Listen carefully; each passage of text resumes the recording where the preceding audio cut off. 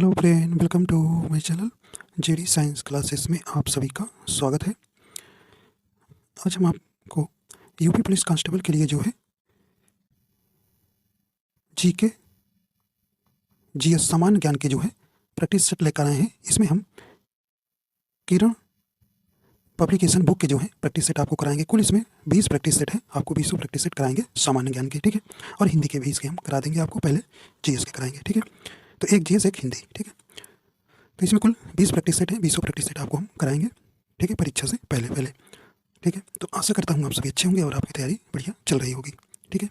तो अच्छे से तैयारी करिए। देखिए रीजनिंग भी बहुत अच्छे से लगाइए। रीजनिंग पार्ट जो है आपका बहुत ही स्कोरिंग, वो भी सब्जेक्ट है स्कोरिंग सब्जेक्ट। देखिए आपके 2 सब्जेक्ट जो है स्कोरिंग है, आपके हिंदी और रीजनिंग, ठीक है। तो ये 2 सब्जेक्ट आप बहुत ही मजबूत कर लीजिए, ठीक है। चलिए आइए देखते हैं आपका यहाँ पे पहला प्रश्न है, ठीक। तो ये किरण पब्लिकेशन के आपको हम प्रैक्टिस सेट बुक कराएंगे। तो ये सामान्य ज्ञान का। आइए देखते हैं पहला प्रश्न है कि इनमें से किसे एक अनिवासी प्रत्यक्ष निवेश उद्यम में एक निवासी प्रत्यक्ष निवेशक द्वारा निवेश कहा जाता है। तो ये किसे कहा? ऑप्शन ए करें कि हेज फंड निवेश, ऑप्शन सेकंड वास्तविक निवेश, ऑप्शन 3 करें कि जावक निवेश, ऑप्शन 4 करें कि स्वामित्व निवेश। यहाँ पे आपका सही ऑप्शन हो जाएगा, सही ऑप्शन नंबर यहाँ तीसरा हो जाएगा, जावक निवेश, ठीक है। तो यहाँ पे सही ऑप्शन हो जाएगा तीसरा नंबर, ठीक। तो एक अनिवासी प्रत्यक्ष निवेश उद्यम में एक निवासी प्रत्यक्ष निवेशक द्वारा किया गया निवेश क्या कहलाता है? जावक निवेश कहलाता है, ठीक है। तो ऑप्शन नंबर यहाँ तीसरा नंबर सही हो जाएगा। अगला देखते हैं। अगला प्रश्न है, भारत में निर्देशी नियोजन किस पंचवर्षीय योजना में अपनाया गया? तो यहाँ पे राइट आंसर हो जाएगा, करें कि नवम, चतुर्थ, तृतीय या अष्टम। तो सही ऑप्शन नंबर कौन सा हो जाएगा? ऑप्शन नंबर 4 हो जाएगा, अष्टम, मतलब 8वीं पंचवर्षीय योजना के दौरान, ठीक है। तो निर्देशी नियोजन क्या होता है? तो ये जो है निर्देशी नियोजन या संकेतक नियोजन की आर्थिक नियोजन है जो किसी सरकार द्वारा आर्थिक निष्पादन को बढ़ाने के क्रम में बाजार की अपूर्ण जानकारी और मिश्रित अर्थव्यवस्था की समस्याओं के समाधान के लिए एक प्रयास के रूप में किसी सरकार द्वारा लागू किया जाता है, ठीक है। तो ये आपका यहाँ पे चौथा ऑप्शन सही हो जाएगा, ठीक है। तो 8वीं पंचवर्षीय योजना कार्यकाल कब था? 1992 से 1997 तक था, ठीक है। तो यहाँ पे आपका सही ऑप्शन चौथा नंबर सही हो जाएगा, ठीक है। देखिए पंचवर्षीय योजना, तो पंचवर्षीय योजना से प्रश्न कौन कौन बन सकते हैं आपको हम बता रहे हैं। देखिए प्रथम तो आपसे पूछा जाता है कि पंचवर्षीय की शुरुआत कब हुई? तो ये 1951 में, ठीक है। 1951 से 1956 तक चली थी प्रथम पंचवर्षीय योजना। और प्रथम पंचवर्षीय योजना से प्रश्न पूछा जाता है कि यह किस मॉडल पर आधारित थी? तो ये हायरॉड, ठीक है, रॉड डोमर मॉडल पर आधारित थी, ठीक है। और यह जो है इसमें जो है प्रथम पंचवर्षीय योजना में कृषि को उच्च प्राथमिकता दी गई थी, ठीक। देखिए प्रथम द्वितीय से ज़्यादा प्रश्न आपसे पूछे जाते हैं, ठीक है। पंचवर्षीय योजना, इसका लक्ष्य जो है प्रथम का 2.1 था और इसका जो है प्राप्त किया गया 3.6, मतलब लक्ष्य से जितना रखा था उससे ज़्यादा, ठीक है। और राष्ट्रीय आय जो है, राष्ट्रीय आय की वृद्धि 18% हुई थी इस समय, ठीक है, प्रथम पंचवर्षीय योजना में, ठीक है। तो इतना आपको याद रखना है। प्रथम पंचवर्षीय योजना कब से कब थी, किस पर आधारित थी, कितना लक्ष्य रखा गया था और कितना प्राप्त किया गया, और राष्ट्रीय आय में जो है 18% का वृद्धि हुई थी। ये आपका प्रथम पंचवर्षीय योजना से इतने ही प्रश्न आपके बनते हैं, और या जो है कृषि पर आधारित थी। देखिए द्वितीय पंचवर्षीय योजना, द्वितीय से भी आपके प्रश्न पूछे जाते हैं। तो ये 1956 से कितना था? 61 तक था, ठीक है। यह पूछा जाता है किस मॉडल पर आधारित थी? तो ये पीसी महालनोबिस मॉडल पर आधारित थी, ठीक है। और इसका लक्ष्य 4.5 रखा गया था। यह जो है इसका 4.1 ही लक्ष्य प्राप्त कर सकी, ठीक है। इसमें जो है ये उद्योग पर आधारित थी और इसमें जो है 3 महत्वपूर्ण उद्योग बनाए गए थे, दुर्गापुर, भिलाई और राउरकेला इस्पात, ठीक है। और ये कब से यहाँ से पूछा जाता है? 5वीं पंचवर्षीय योजना से, ठीक है। 5वीं पंचवर्षीय योजना जो है से प्रश्न पूछा जाता है, यह किस पर आधारित है? यह जो है 5वीं पंचवर्षीय योजना गरीबी उन्मूलन पर आधारित थी, ठीक है, इसका लक्ष्य था। तो यहाँ पे आपका, ठीक है, तो ये इतना इसमें आप जरूर ध्यान रखिएगा। इतने ही प्रश्न इसमें हेर फेर आपसे पूछे जाते हैं, ठीक है। तृतीय पंचवर्षीय योजना का जानते हैं कितना इसका कार्यकाल था? 1961 61 से कितना था, 66 था, ठीक है। तृतीय पंचवर्षीय योजना, ठीक है। और नौवीं पंचवर्षीय योजना क्या था, 1997 से 2002 तक, ठीक है, 2002 तक। तो ये आपको ध्यान रखना है, ठीक है। चलिए आगे चलते हैं, अगला देखते हैं। अगला प्रश्न क्या है कि निम्नलिखित में से कौन सी घटना वायसराय लॉर्ड लिटन के समय काल की नहीं मानी जाती है। तो आपको बताना है कौन सा इसमें नहीं मानी जाती है, ठीक है। तो ऑप्शन नंबर देखिए, अफगान युद्ध मानी जाती है, आर्म्स एक्ट भी और प्रेस एक्ट भी इन्हीं के समय आया था, लॉर्ड लिटन के समय। लेकिन यहाँ पे ऑप्शन नंबर सेकंड हो जाएगा, बर्मा युद्ध जो है इनके समय में यह घटना नहीं घटी थी, ठीक है, ठीक है। तो यहाँ पे आपका ऑप्शन नंबर सेकंड हो जाएगा, ठीक है। तो यह बर्मा युद्ध जो है ये 3 युद्ध लड़े गए थे, ठीक है। चलिए अगला देखते हैं। यहाँ पे देखिए आपको वायसराय आए, देखिए इससे जो है यहाँ पे कुछ हम इंपॉर्टेंस, बहुत ही मोस्ट इंपॉर्टेंट प्रश्न बताने जा रहे हैं। यहाँ से प्रश्न आपके जरूर पूछे जाते हैं। तो आपसे पूछेगा प्रथम गवर्नर जनरल, तो ये वारेन हेस्टिंग था, ठीक है, वारेन हेस्टिंग, ठीक है, याद रखिएगा, ध्यान रखिएगा, जो 1774 से 85 तक था, ठीक। तो प्रथम गवर्नर जनरल वारेन हेस्टिंग था। यहीं पे अगर भारत लग जाता है, भारत का पहला गवर्नर जनरल आपसे पूछेगा तो लॉर्ड विलियम थे, ठीक है, लॉर्ड विलियम बेंटिंग थे, ठीक है। और आपको लॉर्ड वेलेजली, ध्यान रखना, लॉर्ड वेलेजली से प्रश्न बनता है, यह जो है सहायक संधि शुरू किया था, ठीक है। पूछा जाता है सहायक संधि किसने शुरू किया था, लॉर्ड वेलेजली, ठीक है।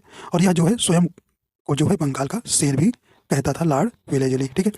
अब देखिए लॉर्ड डलहौजी से प्रश्न पूछा जाता है, यह जो है 1844 से 1848 तक था, ठीक है।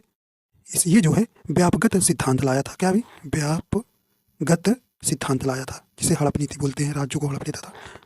और इन्हें सबसे पहले इसने किसको अपने अधीन किया था, ये सतारा को, ठीक है, सतारा। तो ये ध्यान रखिएगा, सतारा ये 1848 में, ठीक है, 1848 में अंग्रेजी राज में मिला लिया था। तो यहाँ पे इसको इतना यहाँ ध्यान दीजिए, देखिए इसको हटाते हैं फिर बताते हैं आपको और जो भी इम्पोर्टेंस है। देखिए यहाँ पर लॉर्ड कैनिंग से, लॉर्ड कैनिंग, इनसे भी प्रश्न आपसे पूछा जाता है, लॉर्ड कैनिंग, ठीक है। इससे प्रश्न कौन बनता है अभी, ये 1856 से 1862 तक थे। देखिए ये डेट आपसे नहीं पूछे जाएंगे, लेकिन यहाँ पे एक पूछा जाएगा, लॉर्ड कैनिंग पूछता है कि 1857 की जो क्रांति हुई थी उस समय कौन से गवर्नर थे। तो ये आपको कौन थे, लॉर्ड कैनिंग, ठीक है, 1857 की क्रांति, ये काफ़ी इंपॉर्टेंस है, ठीक है। और देखिए अब लॉर्ड डफरिन पूछा जाता है, भारतीय राष्ट्रीय कांग्रेस की स्थापना के समय कौन गवर्नर जनरल थे। तो ये लॉर्ड डफरिन, याद रखिएगा, डफरिन, ठीक है। और जो है ये जो भारतीय राष्ट्रीय कांग्रेस की स्थापना कब हुई थी, 28 दिसंबर 1885 में जो है, ये जो है ए होम द्वारा, ठीक है। लॉर्ड कर्जन, बंगाल विभाजन 1905 में, ठीक है, 1905 में जो है लॉर्ड कर्जन के समय बंगाल विभाजन हुआ था, ठीक है। तो लॉर्ड हार्डिंग द्वितीय के समय जो है 12 दिसंबर 1911 को जो है बंगाल विभाजन को रद्द कर दिया गया, और 1912 में ही लॉर्ड हार्डिंग के ही समय दिल्ली भारत की राजधानी बनी थी, ठीक है। एक और प्रश्न ध्यान दीजिएगा, Lord James Ford, Jallianwala Bagh हत्याकांड पूछा जाता है, जलियांवाला बाग हत्याकांड के समय गवर्नर जनरल कौन थे, तो कौन थे, लॉर्ड जेम्स फोर्ड, ठीक है। जानते हैं 13 अप्रैल 1919 को जलियांवाला बाग अमृतसर में घटना घटी हुई थी, ठीक है। तो इतना आपको बहुत ही इंपॉर्टेंस, जितना ये बताया बहुत ही आपको इंपॉर्टेंस है, यहाँ से एक प्रश्न बन जाता है, ठीक है। चल आगे चलते हैं, अगला देखते हैं। करें निम्न में से कौन सा युग में सुमेलित नहीं है, आपको बताना है कौन सा युग में इसमें सुमेलित नहीं है। मुंडा विद्रोह करें 1899 में, ये आपका सही है। बिल्लोर विद्रोह 1806 में हुआ था, ये भी सही है। संथाल विद्रोह ये भी 1855 में, ये भी आपका सुमेलित है। नहीं वाला बताना है तो ऑप्शन नंबर 1 ही बचा, 4 नंबर। चुआर विद्रोह 1870 में हुआ था, तो ये आपका गलत हो जाएगा, ठीक है, ये आपका गलत हो जाएगा। या जो है 1798-99 के बीच में हुआ था, ठीक है। तो ये जो है आपका यहाँ पे गलत हो जाएगा, ऑप्शन नंबर 4 यहाँ पे सही हो जाएगा, ठीक है। तो ये चुआर विद्रोह जो है आधुनिक पश्चिम बंगाल में बकुरा मिदनापुर जिला में जो है 1798-99 में हुआ था, ठीक है। अगला है, करें कि फौसा मैग्ना एक स्पेस है, ये क्या है। करें कि ज्वालामुखी, वी आकार की घाटी, दरारी निम्न भूमि या दरार घाटी। तो ये आपका सही ऑप्शन कौन सा हो जाएगा, ऑप्शन नंबर यहाँ पे सही ऑप्शन तीसरा हो जाएगा, दरारी निम्न भूमि, ठीक है। ये और ये कहाँ है, ये जापान में है, ठीक है, कहाँ है, जापान में। करें कि नंदी पहाड़ियाँ कहाँ स्थित है, नंदी पहाड़ियाँ कहाँ स्थित हैं। तो ये कहाँ है भी राइट आंसर हो जाएगा ऑप्शन नंबर थर्ड हो जाएगा, यह जो है नंदी पहाड़ी कर्नाटक में है। ठीक है, तो ऑप्शन नंबर यहाँ पे सही ऑप्शन हो जाएगा तीसरा नंबर। ठीक, तो ऑप्शन नंबर यहाँ पे थर्ड नंबर कर्नाटक सही हो जाएगा। अगला प्रश्न है, निम्नलिखित में से कौन गजल गायकी से संबंधित नहीं है? तो गजल गायकी से कौन से व्यक्ति इसमें संबंधित नहीं है? तो नहीं वाला ध्यान देना है, बताना है हमको। देखिए, बेगम अख्तर, ठीक, तो ये संबंधित है। मलिका पुखराज ये भी संबंधित है। मीनाज मसानी ये भी संबंधित है। करेगी हरि भाई वाराणकर ये जो है संबंधित नहीं है। ये जो है भक्ति गीतों के गायक हैं, ये भक्ति गीतों के गायक हैं। ठीक है, तो ये जो है संबंधित नहीं है किससे? गजल गायिका से। ठीक, तो ऑप्शन नंबर यहाँ 4 नंबर यहाँ पे सही हो जाएगा। ठीक है, बेगम अख्तर जो है यह जो है फैजाबादी जिले बेगम अख्तर भी इन्हें कहा जाता है। यह हिंदुस्तानी शास्त्रीय संगीत के गजल, दादरा और ठुमरी शैलियों की जानी मानी क्या थी? भारतीय गायिका थी। ठीक है, और मलिका पुखराज ये पाकिस्तान की गजल और लोक गायिका थी। ठीक है, और पनाज मसानी एक भारतीय गजल गायिका है। आइए देखते हैं अगला है। अगला प्रश्न कह रहे कि दास वंश की स्थापना किसने की थी? तो दास वंश की स्थापना किसने की थी? तो यहाँ पे आइए देखते हैं। यहाँ पे आपका यहाँ तीसरा ऑप्शन सही हो जाएगा। कौन थे? कुतुबुद्दीन ऐबक। ठीक है, तो कुतुबुद्दीन ऐबक थे दास वंश के संस्थापक। ठीक है, तो ऑप्शन नंबर यहाँ तीसरा सही हो जाएगा। तो गुलाम वंश का शासनकाल कितना था? 1206 से 1290 तक। ठीक है, 1290 तक। तो गुलाम वंश जो है भारत पर शासन करने वाला प्रथम मुस्लिम राजवंश था। ठीक है, आइए देखते हैं अगला प्रश्न है। निम्नलिखित में से कौन भारत के केंद्र राज्य संबंधों से संबंधित नहीं है? तो नहीं वाला आपको बताना है। तो यहाँ कहने की सरकारिया आयोग, ये काफ़ी ये महत्वपूर्ण आयोग है। ठीक है, महत्व पूछा जाता है कि इसमें से कौन सरकारिया आयोग संबंधित है? तो ये केंद्र राज्य संबंधित है। ठीक, और पंछी आयोग भी, ठीक है, राजा मन्नार समिति भी संबंधित है केंद्र राज्य संबंध से। लेकिन आपका यहाँ चौथा नंबर सही हो जाएगा, नहीं वाला बताना है कोठारी आयोग।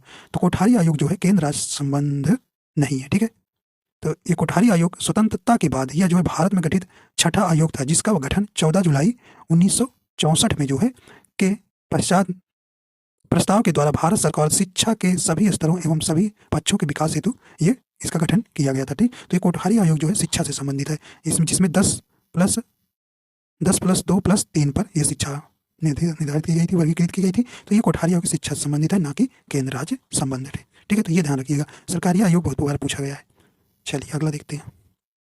कहने कि किसी तत्व का तुल्यांकी भार तथा संयोजकता का गुणनफल स्पेस के बराबर होता है।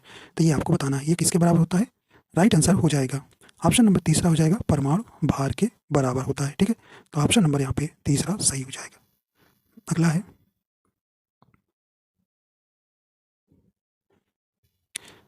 कहने कि अगला है plaster of Paris space.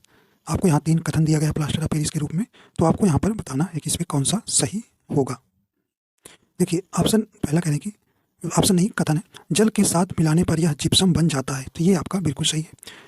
Second कहने की CaSO4 2H2O है, नहीं, तो ये आपका गलत कथन हो जाएगा। यहाँ CaSO4 हाफ H2O होता है, यहाँ हाफ H2O होता है, इसलिए ये नहीं है। ठीक है, सजावट के लिए उपयोग किया जाता है, बिल्कुल किया जाता है। तो पहला और तीसरा ऑप्शन मतलब पहला और तीसरा कथन सही है। ठीक है, तो यहाँ पे प्लास्टर ऑफ पेरिस का सही फार्मूला होगा CaSO4 हाफ H2O होता है। ठीक है, ये जिप्सम का फार्मूला लिखा है। ठीक है, तो हमें प्लास्टर ऑफ पेरिस के बारे में बताना है। तो इस प्रकार आपका कौन सा हो जाएगा? दूसरा ऑप्शन सही हो जाएगा, 1 और 3 ऑप्शन नंबर सही है। ठीक है, चलिए अगला देखते हैं। चलिए ऑप्शन ये पढ़ा है, भारतीय संसद में कौन सी परिस्थिति में सदन किसी सदन की सीट को रिक्त घोषित कर सकता है? तो सही ऑप्शन आपका हो जाएगा ऑप्शन नंबर यहाँ पे कह रहे हैं कि ऑप्शन पहला कह रहे हैं कि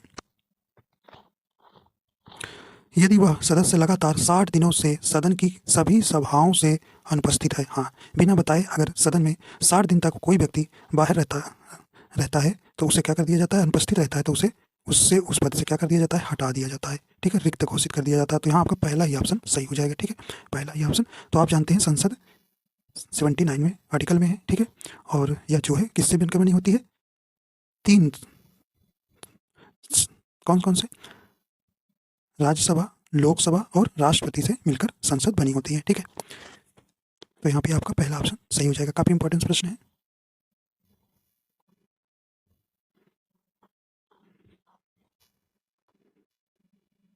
अगला प्रश्न है, कहने कि भारत में प्राय 3 संसदीय सत्र होते हैं। नाम जिनका है, कहने कि बजट सत्र, मानसून सत्र तथा एक सत्र आपको और कौन सा होता है ये बताना है।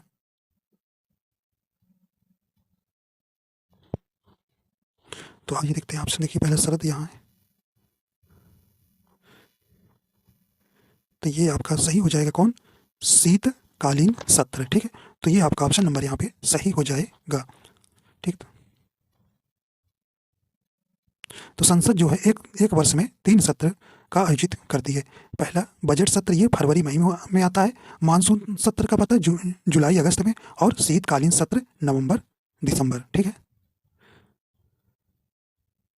और देखिए बजट सत्र जो होता है सबसे महत्वपूर्ण और सबसे लंबा सत्र है। ठीक है, और सबसे छोटा सत्र शीतकालीन होता है। ठीक है, ये आप ध्यान रखिएगा। अगला प्रश्न, निम्नलिखित में से कौन सा यकृत से निकले पित्त रस का कार्य है। तो ये देखिए कथन, आपको 3 कथन दिए हैं, आपको नीचे दिया गया है, तो एक एक करेंगे। देखिए पहला कथन कहते हैं अमाशय से आने वाले भोजन को क्षारीय बनाना, तो ये आपका बिल्कुल सही है। ठीक है, दूसरा कथन कह रहे हैं प्रोटीन को अमीनो अम्ल में परिवर्तित करना, ये नहीं। ठीक है, ये नहीं है। तो ये आपको पित्त रस के बारे में बताना है। ठीक, 3 वाक्य आपको दिए गए हैं। तो पहला तो आपको सही है। आइए देखते हैं थर्ड वाला क्या कह रहा है।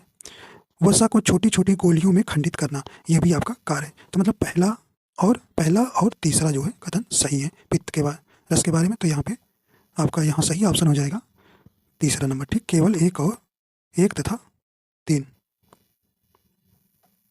अगला है, कहने कि चमगादड़ के पंख तथा पक्षी के पंख स्पेस अंग के उदाहरण है।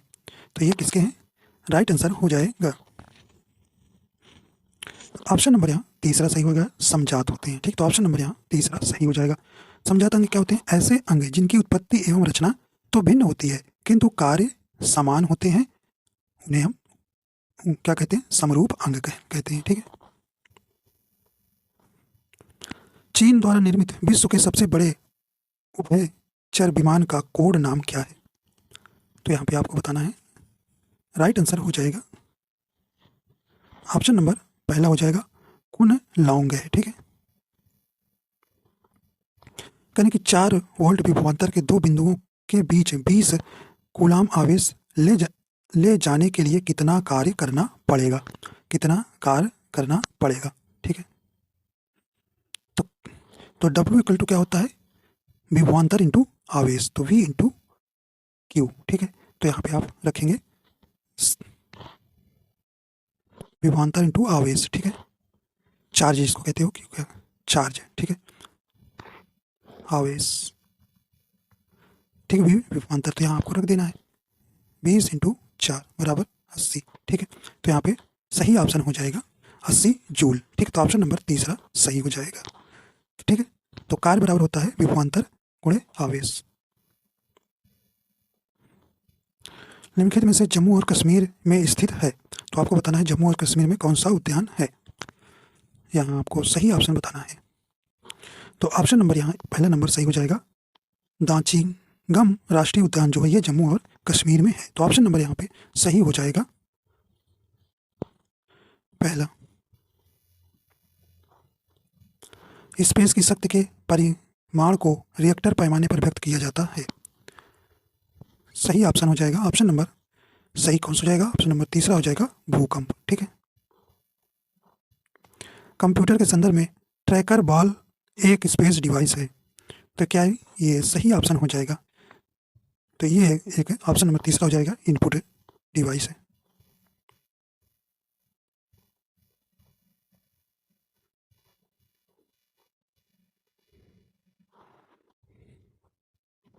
भारत के किस राज्य में लिंग अनुपात न्यूनतम है, तो आपको न्यूनतम वाला बताना है।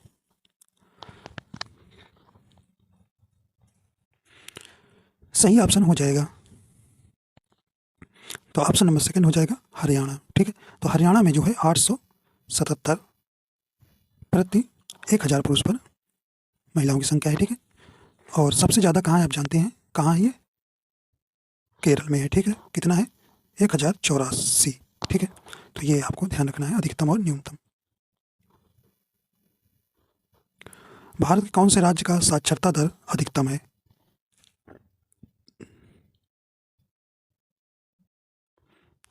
राइट आंसर हो जाएगा तो ऑप्शन नंबर थर्ड हो जाएगा, केरल, ठीक है। तो भारत में सबसे साक्षर कौन सा राज्य है? केरल, लगभग 93.91% है, ठीक है। मज्जा कोलेजन के गठन में कौन सा विटामिन मदद करता है? सही ऑप्शन हो जाएगा, ऑप्शन नंबर सेकंड हो जाएगा, विटामिन सी। तो विटामिन सी का रासायनिक नाम आपसे पूछा जाता है स्कर्बिक एसिड, ठीक है।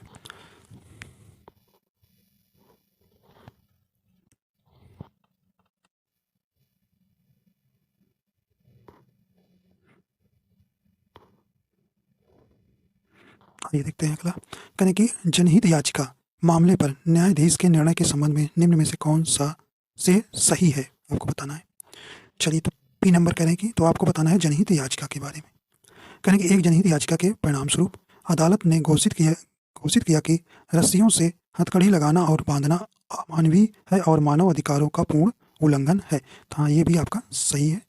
अगला कथन है, जनहित याचिका के परिणाम स्वरूप अदालत ने फैसला सुनाया कि किसी भी मामले में असाधारण मामलों को छोड़कर एक बच्चे को जेल नहीं भेजा जा सकता। तो ये भी आपका कथन सही है। तो यहाँ पे ऑप्शन नंबर सेकंड हो जाएगा, पी और क्यू दोनों, ठीक है।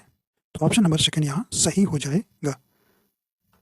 सही वाला आपको बताना था, तो यहाँ दोनों सही हो जाएगा।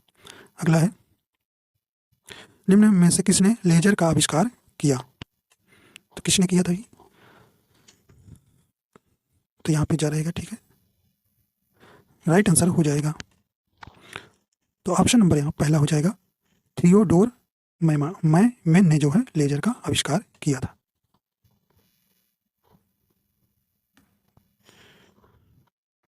अगला प्रश्न कहने की हर वर्ष अंतर्राष्ट्रीय महिला दिवस इस दिन मनाया जाता है। किस दिन मनाया जाता है? राइट आंसर हो जाएगा, तो यहाँ पे ऑप्शन नंबर पहला हो जाएगा, 8 मार्च को। काफी इंपॉर्टेंट प्रश्न है, परीक्षा में कई बार पूछा गया है। निम्नलिखित में से कौन सा एक प्राचीन बौद्ध ग्रंथ है? राइट आंसर हो जाएगा, तो ऑप्शन नंबर सेकंड हो जाएगा, अभिधर्मकोश जो है ये जो है एक बौद्ध ग्रंथ है। केसर को बनाते वक्त पौधे का निम्न में से कौन सा हिस्सा उपयोग में आता है? तो ये कौन सा सही ऑप्शन हो जाएगा? ऑप्शन नंबर यहाँ पे सेकंड हो जाएगा, वार्तिकाग्र का।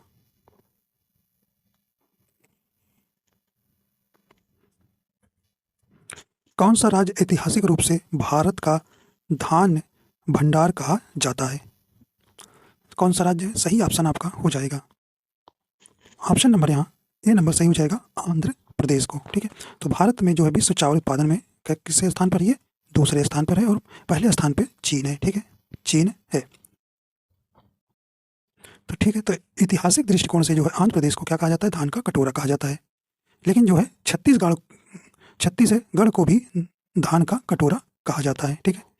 तो यहाँ पे आपको ध्यान रखना है दोनों, लेकिन यहाँ आंध्र प्रदेश है तो आंध्र प्रदेश लगाएंगे, ठीक है।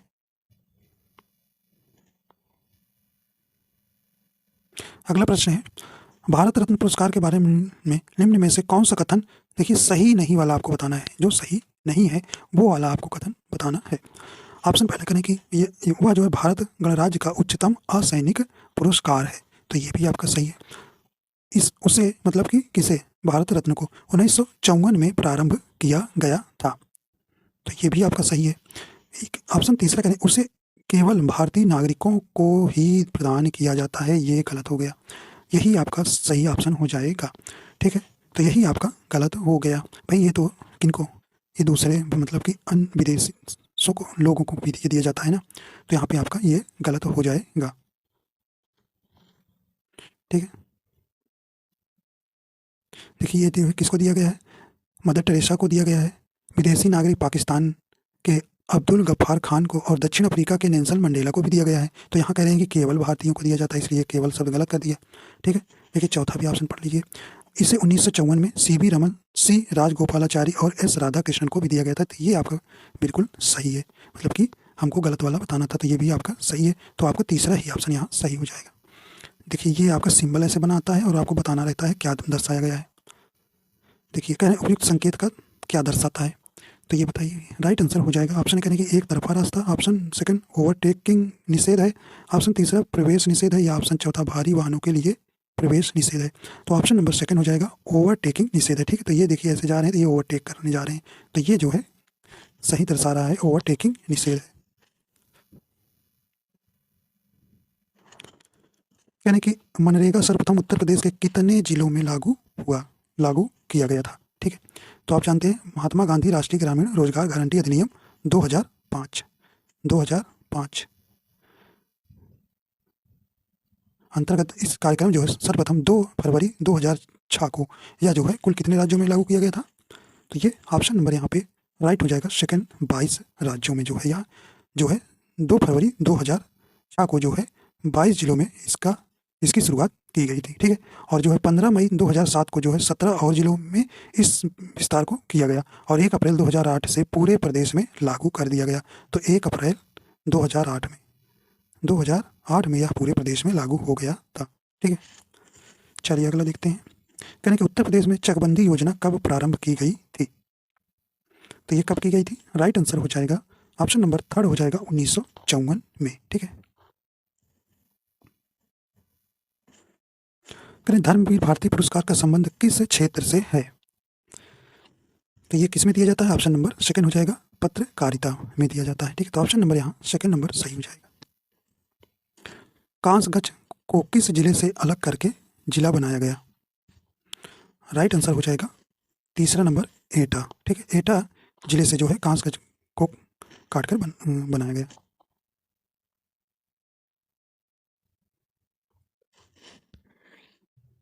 ठीक,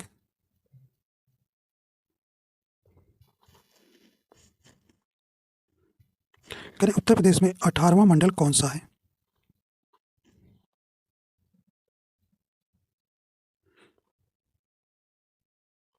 तो ऑप्शन नंबर सेकंड हो जाएगा अलीगढ़। ठीक है, तो अलीगढ़ को ऐसा भी पूछा जाता है ये किससे अलग किया गया था, तो ये आगरा मंडल से जो है अलग करके यह जो है अलीगढ़ को बनाया गया।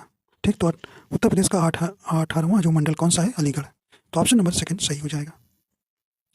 करें कि राज्य का प्रथम गंगा हेरिटेज जोन कहाँ बनाया गया, तो ये कहाँ बनाया गया है, राइट आंसर हो जाएगा तो ऑप्शन नंबर यहाँ तीसरा हो जाएगा कानपुर में। ठीक है, तो राज्य का पहला गंगा हेरिटेज नगर कानपुर नगर में बनाया गया जो 1 जनवरी 2011 से लागू हो गया। ठीक है,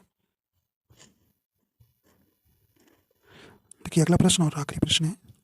करें उत्तर प्रदेश में प्रथम खेल गांव की स्थापना की गई है, तो ये कहाँ की गई है, राइट आंसर हो जाएगा तो ये कहाँ की, ऑप्शन नंबर पहला हो जाएगा आगरा में। ठीक है, तो उत्तर प्रदेश के प्रथम खेल गांव की स्थापना आगरा में की गई है। तो इस प्रकार जो है आपके 38 प्रश्न जीएस के आएंगे। ठीक है, तो आशा करता हूँ आपको पसंद आया तो अगर आप हमारे चैनल पर नए तो चैनल को सब्सक्राइब कर लीजिएगा और लाइक कर दीजिएगा। ठीक है, तो देखिए इसमें कुल 20 प्रैक्टिस सेट है, आपको हम 20 प्रैक्टिस सेट कराएंगे। ठीक है, तो वीडियो देखने के लिए आपको बहुत बहुत धन्यवाद।